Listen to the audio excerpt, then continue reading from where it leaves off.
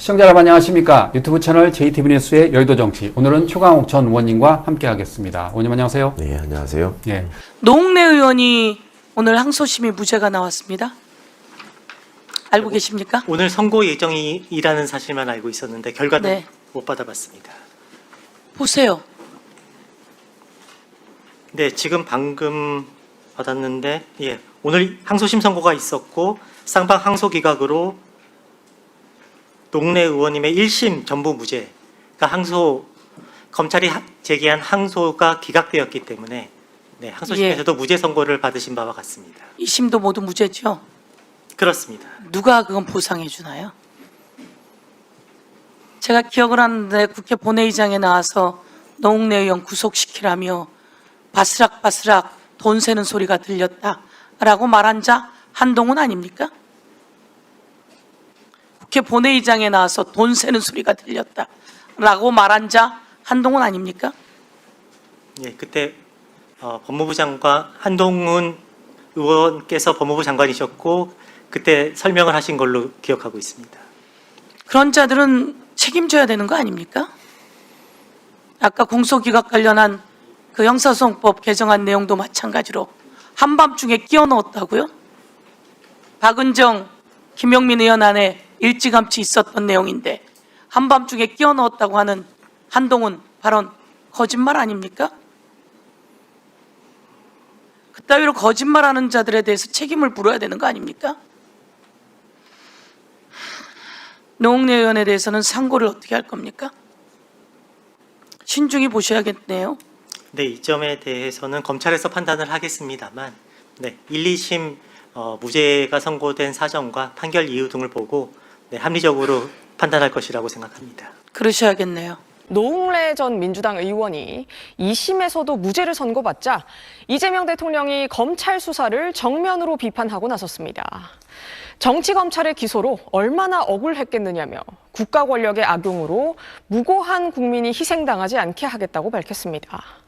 민주당의 집중 포화에 한동훈 의원은 즉각 반박에 나섰습니다. 이재명 대통령이 노웅래 전 의원 재판을 언급한 게 공소 취소 준비 작업으로 의심된다고 주장했습니다. 사건 당시 노 전 의원의 목소리가 녹음된 파일이 있으니 이걸 다 같이 들어보자고도 했습니다. 먼저 조희대 대법원장 이야기를 해볼까 하는데요. 지난 3월 퇴임한 노태학 전 대법관 후임자로 손봉기 대구지법 부장판사, 다음 달 퇴임 예정인 이흥구 대법관 후임자로는 김성수 서울고법 부장판사를 임명해달라고 제청한 겁니다. 하지만 조 대법원장은 대통령을 직접 만나 제청하는 관례와 달리 서면으로 제청 절차를 밟았습니다. 조희대 대법원장이 지금 노태학 대법관 후임을 거의 6달째 뽑지 않고 있고, 그리고 9월에 이흥구 대법관이 퇴임을 하는데 이 두 명을 결국 지난번 의원님 말씀하신 것처럼 어떻게 보면 1+1 끼워 팔기로 지금 해가지고 그 후임 대법관 2명을 이렇게 제청을 했습니다. 예. 그런데 이제 문제는 청와대와 협의 없이 서면으로 제청을 했다. 이게 지금 비판이 많은데 어떻게 보세요? 기본적으로 그간에 직무유기를 하고 있었던 거고요. 예. 1월 달에 추천된 사람들을 여직 지금 제청을 안 하고 있었다는 것 자체가, 예를 들면 그 국회에서 헌법재판관을 지명했는데 한덕수 최상목이 계속 임명을 안 해가지고 재판받고 있잖아요. 지금. 그렇죠. 예. 비슷한 상황이죠. 그러네요. 네, 헌법적으로 정해진 절차를 별다른 이유 없이 안 한 거니까. 그리고 지난주에 우리가 걱정했다시피 이런 식으로 한 사람 더 빌 때까지 기다리고 있다가 소위 1+1으로 일종의 그 정치적 술수를 부릴 우려가 있다는 걱정을 했는데 딱 그 우려대로 그대로 지금 맞은 거예요, 지금. 그 우려대로 갔다는 게 좀 너무 기가 막히고 어이가 없어요. 근데 그 와중에 그동안의 어떤 그 대법원장이 사법부의 수장으로서 임명권자인 대통령에게 그 대법관을 제청하는 확립된 관행이라는 게 있잖아요. 그게 이제 청와대를 방문해서 그거를 제청 서류를 전달하는 거였는데 그조차도 이제 무시하고 그냥 서면으로 공문으로 그냥 지금 통지했다는 거잖아. 그렇죠. 한 분에 대해서 참 생각하지 못한 나쁜 방법을 택했다. 그리고 거기에 매우 그 존중받기 어려운 정치적 꼼수 내지는 술수가 숨어 있다라고 볼 수밖에 없을 것 같습니다. 또 예. 공교롭게도 지금 이번에 그 추천된 손봉기 부장판사의 경우에는 법원 내외에서 조희대 대법관이 그 사람을 시키고 싶어 하는데 그 임명권을 가진 청와대 측에서는 그렇게 탐탁지 않게 생각하고 있기 때문에 이게 예. 이렇게 되고 있는 거다라는 얘기가 파다했었거든요. 예. 근데 결과적으로 그분이 또 이렇게 등장을 하고 거기는 이제 대구 지역의 향판인데 추가로 이제 제청된 그 김성수 대법관 같은 경우에는 예. 광주 사람이란 말이에요, 또. 대구와 광주 네. 절묘한 조합이네요. 그러니까 그 의도라고 하는 게 그러니까 외부적으로는 나는 지역 안배도 했고 예. 그다음에 이제 둘 다 서울대 출신이 아니에요. 그렇죠. 네. 예. 그러니까 이제 서울법대 일변도의 어떤 대법원의 그런 구조를 좀 벗어나고자 한 나름의 그 고심의 산물이다라는 주장을 할지 모르겠어요. 예. 그런데 한 분은 또 협의가 됐단 말이에요. 그렇죠. 예. 그러면은 이제 이게 제청했다고 해서 반드시 임명을 해야 하는 의무가 생기는 게 아니라 국회의 의사가 지금 중요하거든요. 대법관은 네. 국회의 동의를 받아야지만 대통령이 임명할 수 있기 때문에 그러면 임명권자 전에 일단 입법부가 관여를 하게 되는데 그 입법부의 입장에서 그 제청권자와 임명권자 사이에 협의가 어느 정도 이루어진 거는 그 받아들이기에 조금 더 쉽겠지만 예. 당연히 이제 인사청문 절차를 거쳐서 검증을 해봐야 되겠으나 협의도 안 된 상태에서 저렇게 던져놔 버리면 국회 입장에서 그게 국회에다가 말하자면 뭔가 이렇게 공을 던져버린 셈이 되잖아요. 그렇죠. 예. 그게 입법부와 또 임명권자인 대통령을 존중하는 태도가 아닌 거죠. 근본적으로. 그러니까 이제 여기에 바탕에 깔려 있는 것이 그냥 조희대 대법원장의 이해할 수 없는 몽리, 고집. 그리고 이것을 단순히 이번 한 번으로 이게 끝날 문제가 아니고 앞으로도 전에도 말씀드렸지만 대법관들이 지금 추가로 계속 늘어나야 되기 때문에. 현재 14명을 26명까지 네. 늘리니까. 근데 해마다 3명씩 늘리기로 예. 한 거잖아요. 예. 그 과정에서 이제 또 이런 일을 벌이고 그때마다 어떤 정치적 파장이 생길 수밖에 없는 상황을 계속 만들려고 하는 것이냐. 예. 그런 일종의 이제 리트머스 시험지가 되는 거죠. 그러니까 본인 입장에서는 자, 이제 내가 이렇게 할 테니까 한번 해봐, 당신들이. 예. 어떻게 되나 보게. 뭐 이런 식의 모습을 보인다는 것 자체가 그 산부요인의 한 사람으로서 그 국민주권을 대리해서 실현해야 될 사람의 태도로서는 매우 좀 그 적절하지 못한 태도다라고 볼 수밖에 없습니다. 청와대 입장에서는 지금 상당히 불쾌할 겁니다. 그럼요. 네, 그러겠죠. 그런데 대통령 입장에서 이번 그 손봉기 부장판사의 건을 보류하기도 좀 애매하잖아요. 예. 왜냐하면 또 이게 또 정치적 파장 그리고 사법부의 독립권을 침해했다라고 분명히 반발할 거니까. 그러니까 대통령 입장에서는 제청이 된 이상 임명 동의안을 국회로 보내서 예. 일단 청문을 거친 다음에 그 다음에 국회 동의 여부를 보고 그렇죠. 예. 그 다음에 이제 임명 여부를 또 판단할 수 있거든요. 예. 그러니까 제가 생각할 때는 국회에다가 임명 동의를 구하는 절차까지는 갈 것 같고 국회가 이제 청문 과정을 통해서 판단해서 동의 여부를 결정하겠죠. 예. 그런데 지금 민주당 절대 우위의 국회 구조에서 대법원장은 대법관은 과반의 동의를 받아야 되거든요. 예. 그러면 민주당이 반대하면 안 되는 거예요. 네, 안 되는 거네요. 그런 거를 뻔히 예상하면서 지금 대법원장 일종의 위험을 감수하면서 정치적 도박을 하고 있는 거죠. 예. 와, 이거는 진짜 과거 역사에서도 없었던 일이고 상상할 수 없는 일이 벌어진 겁니다. 상상할 진짜 황당한 일이에요, 이거는. 그러면 어쨌든 방금 말씀하신 것처럼 과반이 넘는 민주당이 그 대법관 손봉기 후보자를 무산을 시키면 예. 결국 대통령이 큰 부담 없이 임명하지 않아도 되는 거네요. 대통령 입장에서는. 아니, 대통령 입장만 놓고 보면 그런데 예. 구조를 생각해 보시면 그렇게 해서 만약에 그러면 손봉기 부장판사가 이러저러한 사유로 국회 동의 절차를 통과하지 못했다고 칩시다. 라고 하면 예. 그러면 국힘은 어떻게 나올까요? 반발하겠죠. 대구 사람은 안 시켜주고 광주 사람은 동의하는 거냐? 당연히 그러니까 그 프레임으로 광주 사람 해주고 대구 사람 해주는 그 거냐. 프레임 나가지 않겠습니까? 예. 만약에 둘 다 동의 절차를 통과하지 못했다. 그러면은 국힘이 어떻게 나올까요? 대통령이 사법부를 흔들어서 독립권을 또 침해했다. 자기 재판 그걸 염두에 두고 예. 독립을 침해하면서 이렇게 하려고 하는 거냐? 예. 독재 정권이다. 뭐 이렇게 나오겠죠 또. 그러겠죠. 예. 그러니까 뻔히 보이는 그런 어떤 정치적 상황을 대법원장이 그거를 몰랐을까요? 그러니까 알겠죠. 예. 당연히 그거를 염두에 두고 여러 번 머리를 굴려가지고 그렇죠. 몇 달 동안을 지금 저기를 한 건데 그래서 이게 아주 악성이라는 겁니다. 그러네요. 그러면 민주당 입장에서도 손봉기 카드를 버리기도 참 애매하네요. 예. 그러니까 와. 그거를 동의가 그러면 됐다. 예. 막상 청문을 해보니까 진짜 아주 훌륭한 사람이더라. 예. 그러면 이제 모든 부담이 대통령한테 가는 거잖아요. 그러네요. 예. 그럼 대통령 입장에서는 그간의 헌법적 관행을 완전히 무시한 상태에서 그냥 대통령한테 던져버린 건데 그러니까요. 예. 예. 그거를 그냥 또 그냥 수용하기도 그렇잖아요. 그러니까 이러저러한 여러 가지 말하자면 정부 여당의 입장에서 곤란한 상황이 생길 수밖에 없다라는 걸 염두에 두고 벌인 일이라는 게 저는 더 악성이다 예. 이렇게 생각합니다.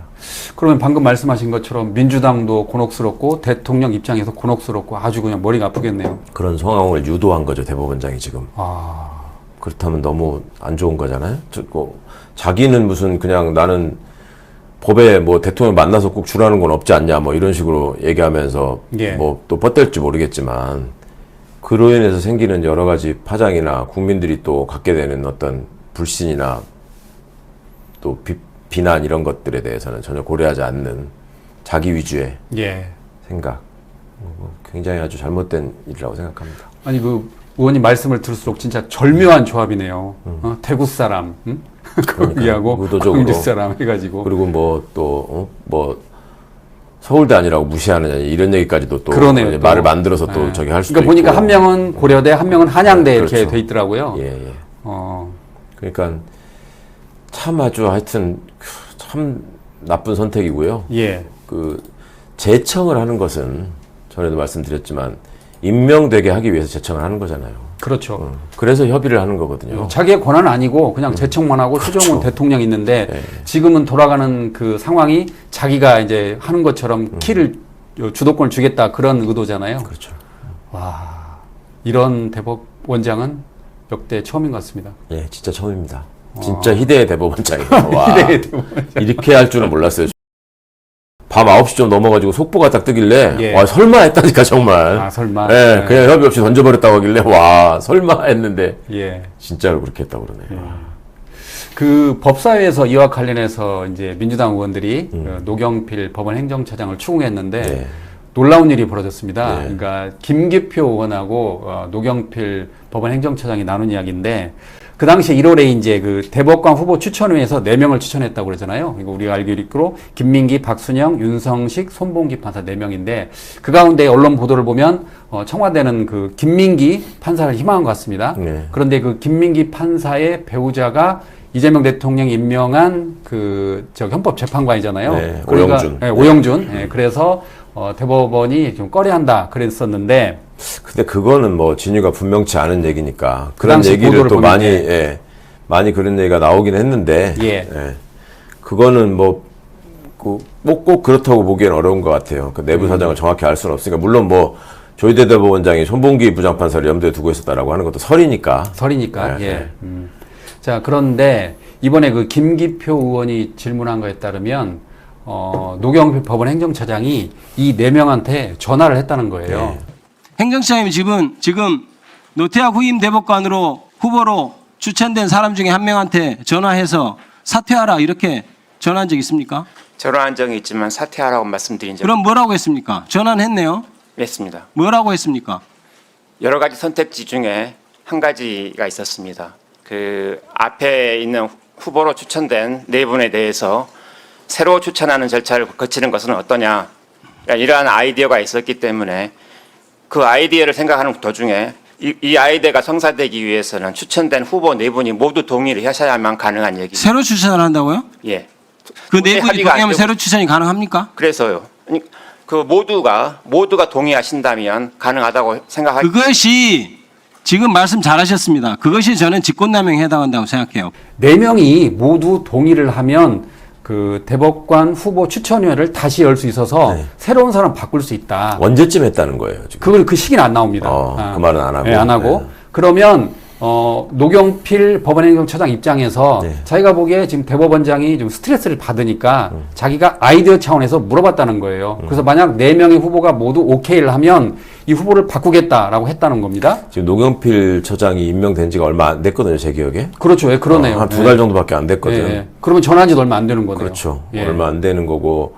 그래서 내가 당신이 전화 걸었다는데 예. 실제로 했냐 이렇게 확인을 한 예, 거예요. 물어본 거예요. 아. 그랬더니 노경필 법원행정처장이 전화한 건 맞다고 인정을 합니다. 아. 그러면 결국 후보를 바꿔치기를 한 거 아니냐 그랬더니 아니라는 거예요, 그냥. 그리고 제일 중요한 거, 이거 당신 혼자 할 일이 만무하지 않냐. 결국 조희대 대법원장이 시켰지 않느냐 그랬더니 자기는 절대 아니라고. 자기가 아이디어 차원을 했을 뿐이라고 합니다. 어떻게 그거는 보세요? 말이 안 되는 소리고요.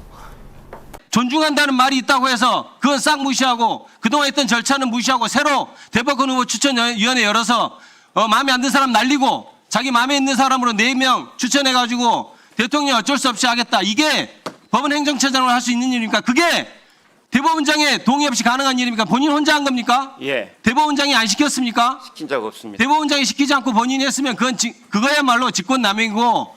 대법원장이 제청할 사람을 행정처장이 전화해가지고 어찌 보면은 당신 포기할래 그냥 있을래 뭐 이런 취지의 얘기잖아요. 예. 그거는 말이 안 되는 얘기고. 그러니까요. 그냥 예. 대법원장을 보호하기 위해서 헛소리를 하는 것 같고. 근데 전화를 했다는 거는 사실일 것 같네요. 본인이 인정했습니다. 전화했다고. 그러니까요. 예. 의원도 어딘가에 제보를 받아가지고 예, 물어봤을 그렇겠죠. 것이고. 그거 자체가 그 대법관 추천이라고 하는 것은 그냥 사법부 내에서 대법원장이 원하면 아무 때나 그냥 추천 다시 한번 하세요 이렇게 될 수 있는 게 아니고 예, 예. 그 대법원장한테 인사권이 지나치게 많이 집중돼 있다라는 비판 때문에 국민 추천 제도나 뭐 이런 것들을 나름의 보완책으로 만들어 가지고 예. 그런 과정을 거쳐서 지금 온 분들이거든요. 그러니까 그거를 그냥 다 무시하고 다시 한번 합시다 예. 이렇게 한다라고 하는 그 발상 자체도 저는 이해하기가 어렵고. 대법관 후보 추천위원회는 어떻게 구성됩니까? 대법관 후보는 어떻게 추천돼요? 일단 11일 정도 청구받습니다. 국민들한테 다 청구받아요. 예. 그죠?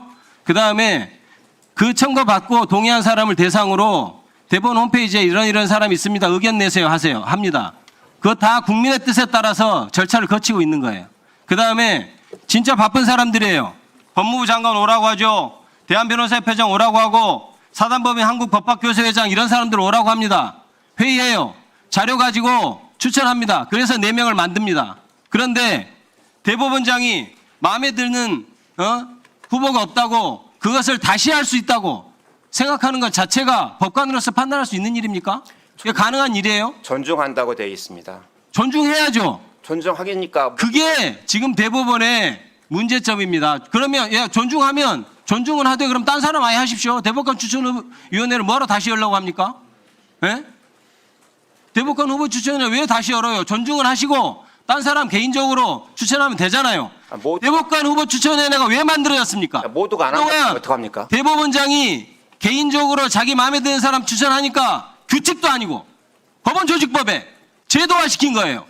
또 그 과정이 뭘 염두에 두고 했을까? 그러니까 과연 그 4사람을 다 청와대가 탐탁지 않게 생각했기 때문에 다 교체하려고 했던 것인가? 예. 그건 아닌 것 같거든요. 그러겠죠. 예. 그 4분 중에 자기가 시키고 싶은 사람이 있는데 그게 안 되니까 지금 이러느니 소위 말해서 이거 파토 시키고 다시 한번 하자. 판을 뒤집어가지고 그 선봉기가 다시 올라오면 그 명분으로 다시 한번 그러니까 해보려고 그럴 수도 하는 있고 거. 아니면 뭐 원하는 사람 비슷한 스타일로 또 대타를 해가지고 사람 네. 바꾸지 않았냐 뭐 이렇게 들이밀 수도 있었을 거고. 그러니까요. 결과적으로 무슨 일을 생각을 했더라도 다 이건 부적절한 일이에요. 그렇죠. 예. 예. 뭐 하는 겁니까? 법원 행정처장이 할 일은 오히려 그거보다도 자기 아이디어라고 하면은 이러저러한 점 때문에 너무 늦어지고 있어서 예. 이게 사실은 위헌위법한 상황이 방치되고 있는 거니까 빨리 이 정도 선에서 제청하시고 이 절차를 마무리하시죠. 예. 라고 대법원장한테 건의하는 게 맞지. 자기가 대법원장한테 상의도 안 하고 얘기도 없이 그냥 전화해가지고 다시 추천해도 될까요? 어떻게 예. 생각하세요? 이거는 말이 안 되는 거죠. 만약에 그랬다면 대법원장 입장에서는 행정처장 경질을 해야죠. 예. 그게 뭐야. 김규표 의원이 그래서 이렇게 이야기했습니다. 법원 행정처장이 자기 스스로 했다고 그러는데 이거는 결국 국민의 동의를 얻어야 된다. 네. 그러니까 대법관 후보 추천위원회 그 절차가 11일, 10하루 동안 그 국민으로부터 청구를 받는다는 맞습니다. 거예요. 예. 그래서 그 동의를 받은 후보들을 홈페이지에 올려가지고 그렇죠. 국민 의견을 수렴한 뒤에 그렇죠. 그 다음에 법무부 장관, 대한변호사협회장, 사단법인 한국법학교수 회장들이 모여가지고 거기서 4명을 최종으로 추렸다는 거예요. 근데 당신이 뭔데 국민이 추천한 그 4명을 바꾸려고 하느냐라고 추궁을 해요. 네. 그랬더니 자기는 그냥 아이디어 쓸 뿐이다. 그렇게 하는 거예요. 그러니까 지금 대법관, 대법원장에 위치해 있는 사람들이 그 국민을 얼마나 경시하고 있는지가 드러나는 사례예요. 그러니까요. 예, 예. 이거는 우리 성 안에서 벌어지는 일이고 우리 식구끼리 하는 일이니까 당신들이 뭐 그렇게 크게 뭐 절차 따지지 말고 이렇게 신경 쓰지 마라. 우리 성향 안에서는 대법원장 왕이다. 예. 왕이 하겠다는데 왜 말이 많아? 이런 발상이 아니면은 예. 진짜 있을 수 없는 일이 지금 벌어진 겁니다. 그래서 이와 관련해서 법사위에서 조희대 대법원장은 출석 요구를 했습니다. 예. 오전에. 그래서 오후까지 나오라고 했는데 나오지 않았어요. 예. 서영교 위원장이 전달했느냐? 그랬더니 전달했는데 답변이 없다. 그러니까 방금 말씀하신 것처럼 서영교 위원장이 그렇게 해야겠습니다. 아니 무슨 대법원장이 황제입니까? 그 이야기 한 거예요.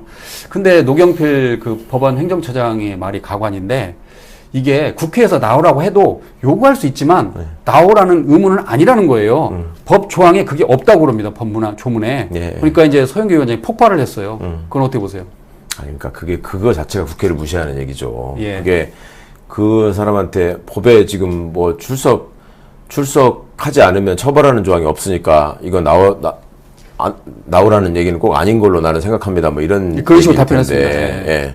국회가 누구에게 출석 요구를 하는 것은 국회의 권한이고 국민의 요구잖아요. 그 권한은 국민으로부터 비롯된 권한이고 예. 그거는 국회는 국민을 대신해서 국정을 하는 사람들한테 물을 수 있는 권한이 있기 때문에 권한을 행사하는 사람의 반대편에 있는 사람 당연히 그게 응해야 될 의무가 있는 거예요. 예.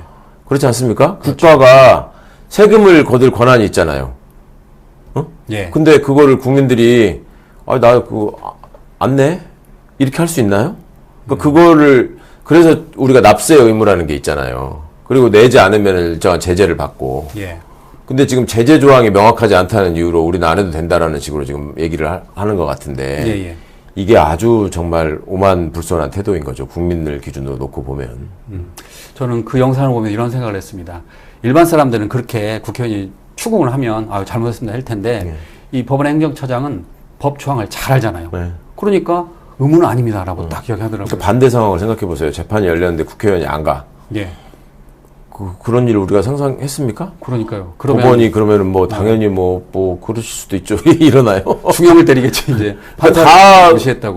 다른 사람들은 다 가는데 예. 왜 이 사람은 안 오는 거예요? 예. 그 이제 추가로 그 나온 이야기인데 4명 아까 전화했다고 그랬잖아요. 네. 그 중에 한 명이 윤성식 부장판사인데 네. 거기가 내란 재판장이었다는 겁니다. 그렇죠. 네. 예. 그러니까 항소심 내란 내란 재판장한테 당신 지금 대법관으로 추천이 됐는데 지금 절차가 좀 잘 안 된다. 어떻게 후보 추천회를 다시 해도 되느냐고 전화를 했다는 거는 예. 그 윤성식 부장판사한테 일종의 부담감으로 작용할 수도 있지 않습니까? 현실적으로 그렇게 될 수 있는 측면이 있죠. 그러니까 예. 이제 저도 예전에 변호사 생활을 할 때 이렇게 보면은 당시에 이제 이명박 정부 때였는데 예. 그 재판을 맡은 재판장이 그 고대 출신이었거든요. 아, 예. 아주 이제 민감한 시국 사건에서 그러니까 대부분의 법조인들이 그거는 뭐 최변 쪽이 지겠네. 그래서 왜 그러냐? 예. 그랬더니 지금 대법관 물망에 당시만 해도 이제 고등부장 판사 제도가 있을 때라서 고등부장 판사나 법원장 중에 이제 대법원장이 제청을 하게 되는데 지금 대통령이 고대인데 고대 출신으로 지금 제청될 사람이 그 사람밖에 없다. 그 사람밖에 없다. 근데 지금 이명박을 상대로 한 소송에서 당신 편을 들겠냐? 예.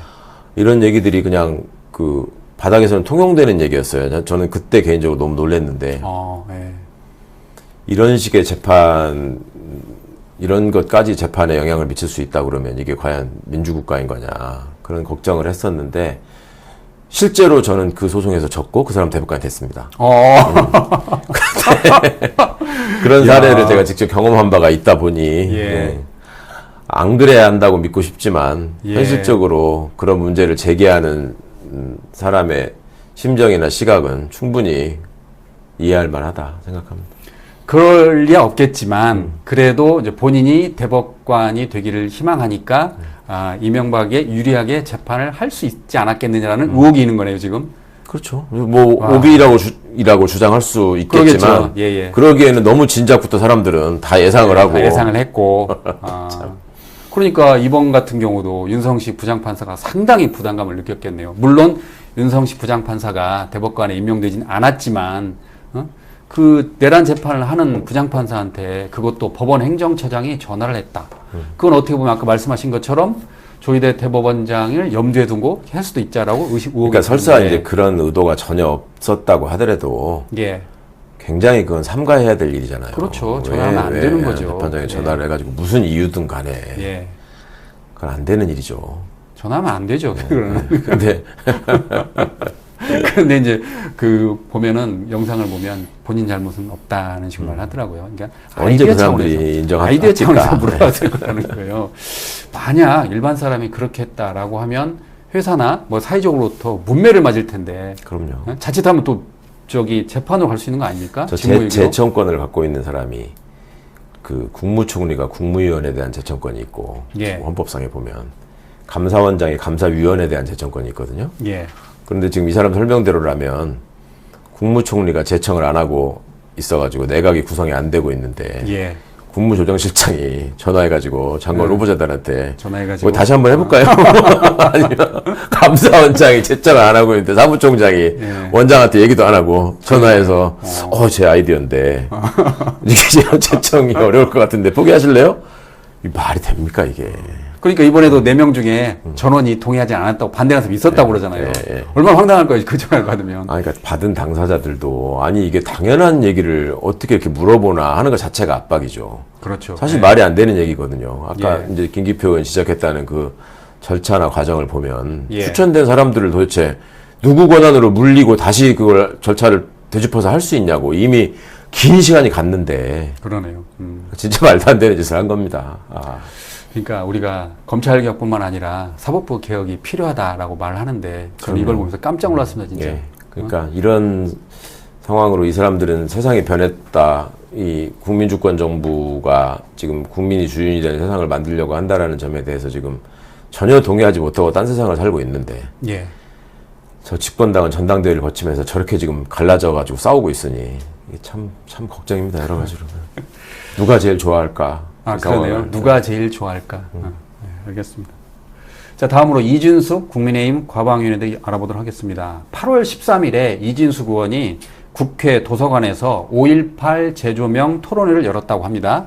그런데 거기서 나온 내용이 5.18 광주 민주화 운동을 말 그대로 소요 사태로 폄훼했다고 합니다. 예. 그 당시 굉장히 놀라셨죠? 그 방송 너무 보면서. 황당했고 사실은 21대 국회에서도 광주 항쟁을 폄훼한 의원들이 있었죠. 이종명 의원하고 김순자 의원이었나 다른 한 분 생각이 여성 의원이었는데 예. 그분들이 굉장히 지탄이 되고 그다음에 김진태 그 전 의원 같은 경우에도 예. 강원도지사였던 그분 같은 경우에 공식적으로 사과도 하고 그랬었는데 결국 정치권에서 다 퇴출됐거든요. 예. 그러니까 그런 전례가 있는데도 불구하고 거기다가 심지어 그 전두환 돌만이로 유명한 허화평 씨 같은 사람들 참석하고 예, 지난번에 해가지고 그런 행사를 개최했던데 그거 자체가 정말 심각한 그 반민주적인 그 어떻게든 역사를 퇴행시키려는 아주 반헌법적인 작태였다고 생각합니다. 예. 5.18 민주화 운동을 왜곡하고 폄훼했습니다. 국회의 이름을 빌려주고 그런 터무니없는 포럼을 개최하게 한 인물이 바로 이 자리에 있습니다. 5.18 희생자와 유가족, 광주 시민과 우리 국민들을 모욕한 이진숙 의원이 이 자리에 앉아서 정말 말도 안 되는 회의에 참여 그리고 결산 심사를 하겠다고 나서고 있습니다. 이진숙 의원을 즉각 퇴장시켜 주실 것을 위원장님께 강력하게 요청드립니다. 이런 저에 대해서 사실상 집단 폭력을 언어 폭력을 한 민주당의 책임이 있지 제가 파행을 저질렀다고는 생각지 않습니다. 위원장님. 토론을 개최하신 걸로 통해서 네. 상당 부분 많은 국민들의 마음에 상처를 드리고 또 굉장히 또 거기에 대한 고통을 느끼는 분들이 생기지 않았습니까? 왜냐하면 그분들한테 상처를 준 분들이 토론에 나와서 다시 같은 말씀을 반복하셨기 때문에 그분들 상처를 다시 받은 거예요. 그래서 그 토론을 개최한 것 자체가 내용에 떠나서 위원님께서 적절한 표현을 해주시면 그래야지만 우리 과방위가 잘 운영되지 않겠냐는 한 말씀 드리는 겁니다. 피해자와 유족들에 대해서 특히 사망하신 분들에 대해서는 제가 명복을 빈다고 인사말을 시작했습니다. 그건 학술 토론회 내용에 대해서 제가 이러라 저러라 제가 통제할 권한은 없습니다, 위원장님. 그런데 그 과방에 출석한 이진숙 의원은 내가 뭘 잘못했느냐라고 말하는 거예요. 예. 본인은 그 앞과 모두와 후반부의 사회만 봤을 뿐이고 그 당시에 이제 토론회가 좀 시끄러웠을 때 이제 중재만 시켰다. 발언은 내가 하지 않았다. 뭐 그런 건데 이게 쉽게 그러니까 오죽하면 최혁진 의원이 그런 이야기를 했습니다. 방조한 것도 중대 범죄자다. 그 이야기를 했어요. 그분은 원래 잘못했다는 얘기 안 하는 사람이고 예. 그 다음에 당시에 그 내용이나 이런 것들을 적극 홍보했단 말이에요. 예. 그러면서 무슨 5.18이 성역이냐 이런 식의 말 그 이야기도 했습니다. 예. 하고 했는데 그러면 본인이 어떤 그 정치적 의도를 가지고 했는지는 이미 다 명확하게 드러난 거고 또 이진숙이라는 사람이 그동안에 보여온 행보가 있잖아요. 예.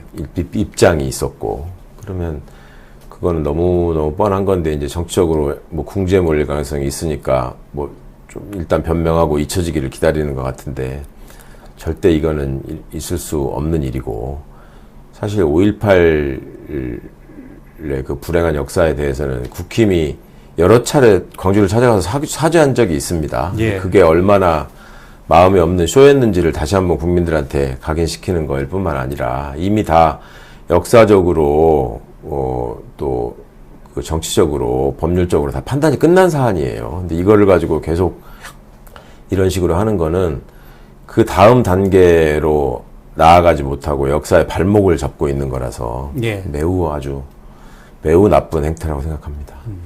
5.18 민주화 운동에 관한 특별법을 심각하게 위반한 것이 단지 과거의 5.18 문제에 대해서 시민사회가 다양한 의혹을 제기한 것과 동급으로 해서 물타기를 했습니다. 어떻게 이런 발언을 할 수 있습니까?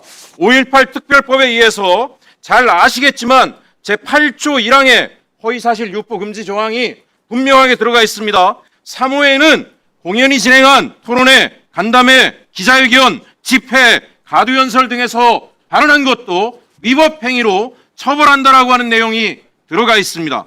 당일 토론회에서 어떤 말이 나왔습니까? 이영훈이 뭐라고 이야기했어요? 북한군 투입 가능성의 경우 부인할 필요 없지만 주사파와 호남을 절묘하게 이어주는 연결고리가 5.18이다. 이게 말이 되는 얘기입니까? 5.18 민주화운동 등에 관한 특별법 제8조 5.18 민주화운동에 대한 허위사실 유포 금지. 그래서 이를 어길 경우에는 5년 이하의 징역 또는 5천만 원 이하의 벌금에 처한다 이렇게 되어 있습니다. 그래서 최혁진 의원이 과방에서 이런 이야기를 했습니다.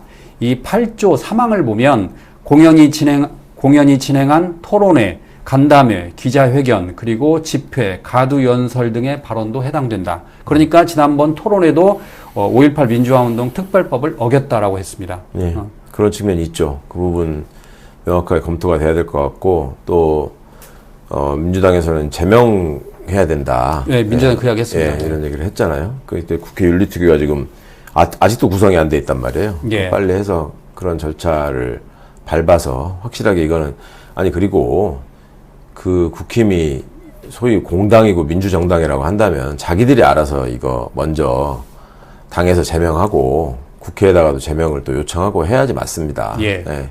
그동안에 본인들이 자기들 입으로 다짐해온 말들이 있는데 그러니까 헌법 정신에 수록한다는 그런 국힘이 그렇게 하기로 했잖아요. 그러니까요. 네, 그런 얘기까지 다 하고 한 게 있었는데 그거를 정면으로 지금 거스르는 행동을 한 사람을 참 언제까지 이런 꼴을 봐야 되는지 참.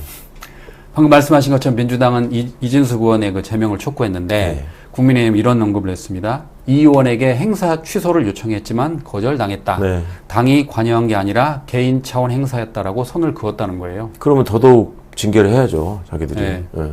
지금 거기 자기들끼리 그 당권 투쟁하느라고 여러 사람 지금 징계에다 올려놓고 시끄럽지 않아요? 그 예. 사람들? 근데 대부분 그게 이제 비장동혁계잖아요.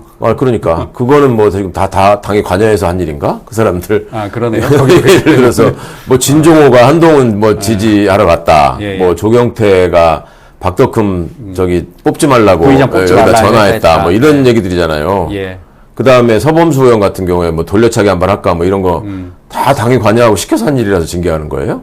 그러네요. 말도 없지 않은 소리를. 막 말씀하신 것처럼, 그러니까 그 3명에 대해서도 윤리 징계를 하면 그 논리에 따르면 역시 당의 그걸 어기고 개인적으로 한 이진숙 의원도 분명히 그렇죠. 징계 대상이 되는 거죠. 예, 예. 어떻게 될지 지켜봐야 될 것 같은데 지금 큰 의지는 없는 것 같습니다. 보니까 맘만 먹으면 진작할 수 있는데 뭐 예. 전혀 나서지 않는 걸 보면. 어쨌든 이진숙 의원이 지금 과방위에 들어온 뒤로 과방위가 제대로 전체 회의를 못 열고 있습니다. 이번 같은 경우도 할 일이 지금 산더미인데, 그러니까 이진숙 의원이 이번에 들어와서 그런 이야기를 했어요. 왜 내가 이 과방위 온 걸 가지고 민주당이 뭐라고 하는지 모르겠다. 나는 일하러 왔는데 왜 모든 걸 나한테 떠넘기냐고 하던데, 민주당은 그걸 용납할 수 없다는 거잖아요. 가방이 이름으로 고발을 한 사람이잖아요. 그렇죠. 그 사람은. 네. 네. 그러니까 참 이진숙 씨 입장에서는 어찌 보면 소기의 목적을 달성하고 있는 거예요. 국힘 입장에서도 그렇고. 예. 과방위를 파행시켜서 언론개혁 저지하고 공영방송 정상화 같은 거 막고, 그게 그 사람들의 정치적 목표인데 그걸 통해서 이루고 있는 거죠 지금. 그러네요. 참 나쁜 정당입니다 진짜. 예. 자, 이번에는 민주당이다 알아보도록 하겠습니다. 그 김민석 새 민주당 당대표가 정청래 전 민주당 대표를 누르고 새 당대표에 됐습니다. 예. 어쨌든 이게 지금 선호투표제까지 가가지고 예. 54대 45 그렇게 지금 나왔잖아요. 결과가. 예. 어떻게 보십니까? 김민석 후보는 그 선호투표 적용까지 받지 않고 1차에서 과반으로 네. 끝내겠다라고 네. 여차에 공언을 하셨죠. 예예. 그리고 그 공언처럼 호남에서 또 많은 격차가 났었잖아요. 생각보다 큰 예, 격차. 호남에서. 예. 예. 그러니까 당연히 많은 사람들이 선호투표 상관없이 1차로 끝나겠구나 라고 생각했었죠. 예. 그런데 수도권하고 국민 여론조사를 거치니까 국민 여론조사에 정청래 후보가 이겼고, 예. 그러니까 이제 그게 1차에서 합산을 해봐도 50%를 못 넘으니까 다시 해가지고 송영길 후보 표가 가서 이제 됐다는 거잖아요. 예. 그러니까 뭔가 좀 뭐랄까 좀 상처뿐인 승리가 됐겠죠. 그 어떤 면에서 보면 사실은 많은 의원들이나 뭐 온갖 매체가 나서서 도와주고 뭐 그냥 보는 사람들 입장에서 볼 때 야 이건 너무 좀 일방적인 게임 아니냐라고 생각하는 상황에서 지금 그런 결과가 나왔으니까 예. 그 당장은 지금 당선이 됐지만 정치적으로는 많은 걸 잃은 것 같아요. 예. 제가 현재를 얻고 미래를 잃었다라고 표현을 했는데, 그러니까 앞으로 이제 더 말하자면 잘 하셔야 되죠. 이런 네. 상황들을 감안해서. 김민석 당대표가 이야기했습니다. 벽 없는 원팀을 만들겠다. 예. 결국 원팀을 강조했는데 어떻게 될까요? 벽 없는 원팀이라는 용어 자체는 되게 좋은 말인데, 예. 그게 이제 얼마나 구현될 수 있을지, 이제 19일 날 밤에 대통령과 만찬. 대통령과 만찬 그 결과를 통해서 좀 많은 앙금들이 풀리고, 또 정리할 거 정리하고 사과할 거 사과하고, 전당대회 때 얼마나 좀 한심한 얘기들이 많이 오갔습니까? 예. 그러니까 그리고 이제 그 과정에서 나왔던 당선자가 제기했던 반명 프레임이 있잖아요. 응? 예. 나를 하지 않으면 반명이다라는 반명이다. 식의 얘기가 돼버린 거잖아요, 결과적으로. 그러면 그거를 어떻게 해소할 것인지에 대해서 소위 여당의 지도자들이 다 모이신 거니까 거기서 그런 마음들을 다 이렇게 그 마음의 상처를 극복할 만한 그 메시지가 나오지 않으면 그 감정의 고리라고 하는 게 되게 오래 갈 것 같고, 근데 지금까지도 보면은 각각의 그 지지를 위한 단톡방 같은 게 있었는데 거기서 오가는 얘기를 보면 예. 아주 그냥 승리한 후에도 패배한 쪽을 멸칭을 가지고 조롱하거나 비난하는 이 얘기들이 여전히 지금 나오고 있고, 일부 당원들이. 예, 일부 분들이 아직도 이제 그 감정 같은 거를 이제 삭히지 않고 있고, 일부 유튜버들은 이제 진 쪽에 대해서 어떻게 조치해야 된다. 이게 일종의 보복을 암시하는 듯한 예. 얘기를 하는 것도 있고, 또 진편은 진편대로 이런 불공정한 경선이 어딨냐, 이러저러한 문제로 인해서 지금 민주당이 지향했던 그런 가치들이 다 손상된 거 아니냐, 이런 문제 제기를 계속 하고 있고, 예. 또 그런 지적을 받은 쪽에서는 뭐 당신들 우리한테 뭐 심하게 안 했냐, 무슨 리박스쿨이라고 하지 않았냐, 뭐 이런 식의 하여튼 그 굉장히 쓰지 말아야 될 용어들이 막 오가면서 이 감정의 골이 깊게 패여있기 때문에 정말로 벽이 없는 한 팀이 되기 위해서 그 당사자가 그 벽을 만드는 데 활용되는 말씀들을 한 거는 적어도 깨끗하게 좀 지워내고 가야 되지 않을까. 예. 그렇지 않으면은 항상 오염 물질이 묻어있는 벽이 그냥 남아있을 것 같다는 걱정이 있는 거죠. 예. 일부에서는 그 집단 탈당 그런 얘기가 나왔잖아요. 네. 그러니까 정청래 후보가 절대 안 된다. 집단 탈당은 만류했다. 그런 기사까지 나왔는데 그 당시 기사를 보면 이게 나왔던 원인 가운데 하나가 아까 말씀하신 것처럼 정의원을 겨냥해서 신천지 뭐 반 이재명 네거티브 논란에 반발을 해서 네. 뭐 집단 탈당 이야기 나왔다. 이런 기사까지 나오고 있습니다. 그렇죠. 그 장기적으로 민주당의 미래를 걱정하신다면은 뭐 탈당하는 게 꼭 유일하고 현명한 대안이라고 말할 수는 없는 건 너무 당연한 거 아니에요. 예. 뭘 바꾸더라도 남아 있어야지 투표권도 있고 목소리도 낼 수 있고 바꿀 수 있는 거니까. 근데 이제 그만큼 마음이 상한 분들이 많다는 거니까 이거를 굉장히 엄중하게 받아들여야 될 책임이 민주당의 새 지도부에 있는 것 같습니다. 예. 그리고 그 최고위원 같은 경우 후보 그 두 명이 임매우 후보하고 김영우 후보가 이제 중간에 이제 중간에 사퇴를 사퇴하셨죠. 했잖아요. 예. 우리가 알기로 이제 김용 예. 후보를 이렇게 밀어달라고 네, 했는데 예. 결국은 이성윤, 한민수가 됨으로써 네. 이제 선출직 최고위원 3명이 친청계가 입성을 하지 않았습니까? 네. 그건 어떻게 봐야 됩니까? 그러니까 마지막 대의원 투표를 남기고 두 분이 사퇴하셨잖아요. 그렇죠. 대의원 예. 투표하고 여론조사 남기고. 예. 예. 그런데 그 순위는 변동이 없었단 말이에요. 예. 그 소위 말해서 수석 최고위원도 바뀌지 않았고, 예. 그 다음에 이 김용 후보가 5위 안에 들지를 못했고, 약간의 차이였기 때문에 그렇게 사퇴하면서 표를 몰아주면 이길 수 있을 거라고 기대했을 텐데, 예. 근데 결과적으로 보면은 그 대의원들의 득표율을 보면 대의원 투표 결과로는 김용 후보가 1등이었단 말이에요. 예. 30%에 가까운 득표를 했더라고. 뭐 다른 곳에서의 어떤 당원 투표나 여론조사 결과하고는 완전히 상반된 결과가 나온 거죠. 그러면 이게 소위 말하는 오더 투표가 먹혔다는 얘긴데, 예. 이게 과연 민주당을 바라보는 제3자의 입장에서 이게 아름다운 모습이냐. 그러니까 결과도 원하는 바를 얻지 못했고 모양도 너무 안 좋았고 그냥 그 악수 중에 악수가 되고 만 것 같습니다.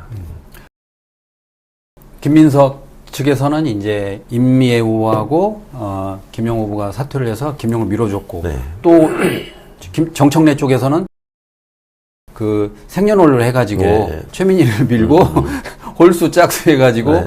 이성윤, 한민수 밀자 그랬는데 저 그거 보면서 깜짝 놀랐어요. 원래 이렇게 하나요? 이렇게 조직적으로?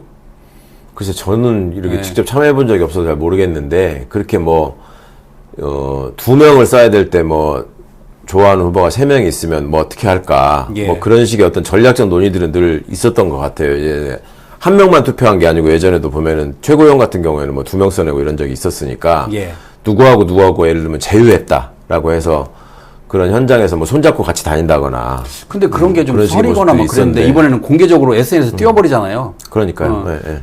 친청래는 누구 찍자 이렇게 해버리고 그러니까 그만큼 김민석은 누구 찍자 그 이렇게. 과열된 어떤 전당대회 면모를 보이는 건데 예. 그 전에도 보면은 제 기억에 김용민 후보 같은 사람이 수석 최고위원이 될 때 누구를 찍는 거다. 예. 뭐 이런 식의 얘기가 그 SNS 상으로는 돌기도 하고 그랬던 것 같은데 그런 모습들이 일종의 뭐 조직을 동원한 당선 가능성을 높이기 위해서 하는 모습이라고 볼 수는 있겠으나 그렇게 뭐 바람직하고 아름다운 모습은 아니라는 건 누구나 다 알잖아요. 그러니까요. 네.